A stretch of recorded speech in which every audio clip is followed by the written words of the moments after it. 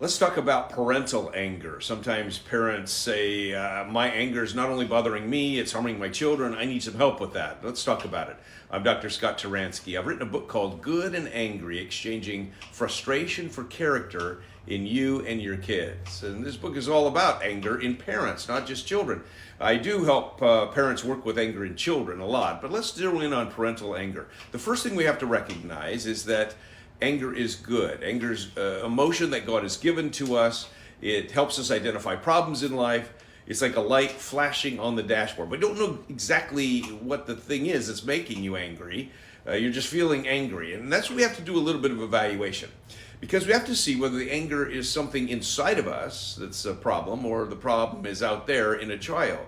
Certainly we have our own issues and we have expectations that might not be realistic as we're working with a child, and those may need to be adjusted, so we have to do some internal work to find out what that problem is and then make some changes. But many times the problem is out there because the child's doing the wrong thing.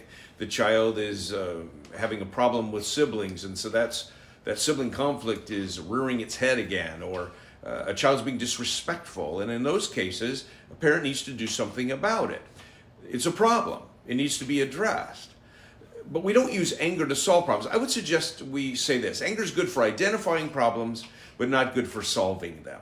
When we solve problems with anger, that's when people get hurt and relationships get damaged, and we say things or do things that we regret. So we need to have a plan. And part of my goal in life is to help parents have strategies and plans to know how to work with children so that they don't explode in anger or have a problem with anger as they're working with their kids. And when you have a plan, then you often feel better about the situation and you can approach it without the anger.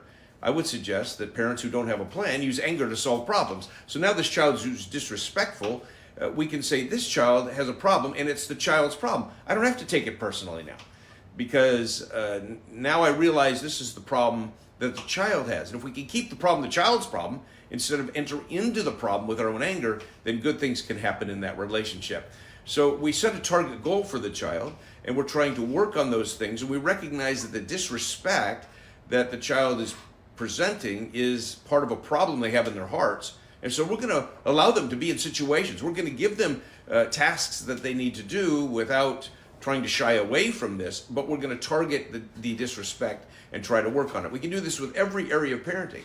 If parents have a plan, then they don't have to use anger to solve problems.